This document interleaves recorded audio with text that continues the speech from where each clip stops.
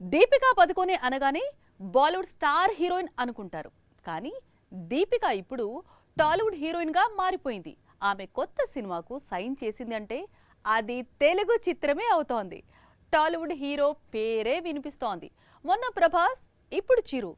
దీపిక మెల్లిగా టాలీవుడ్ లో సెటిల్ అవుతోందా? దీపికా పదుకునే బాలీవుడ్ లో తిరుగులేని కథానాయిక. ఒక దశలో హాలీవుడ్ మూవీస్ లోనూ నటించింది. ఇప్పుడు మాత్రం టాలీవుడ్ కు ఫస్ట్ ఇంపార్టెన్స్ అంటోంది. మొన్నటికి మొన్న కల్కిలో పవర్ఫుల్ రోల్ చేసింది. టాలీవుడ్ 1000 కోట్ల సినిమాలో భాగమైంది. రీసెంట్ గానే దీపిక మరోసారి రెబల్ స్టార్ సరసన నటించేందుకు డేట్స్ కేటాయించింది అని విన్నాం. యానిమల్ తర్వాత సందీప్ వంగా తెరకెక్కిస్తున్న స్పిరిట్ లో ప్రభాస్ కు జోడీగా దీపిక కూడా కనిపించనుందని వార్తలు బయటకొచ్చాయి. ఇప్పుడు చిరుకు జోడీగా నటించేందుకు కూడా దీపిక డేట్స్ లాక్ చేసిందట.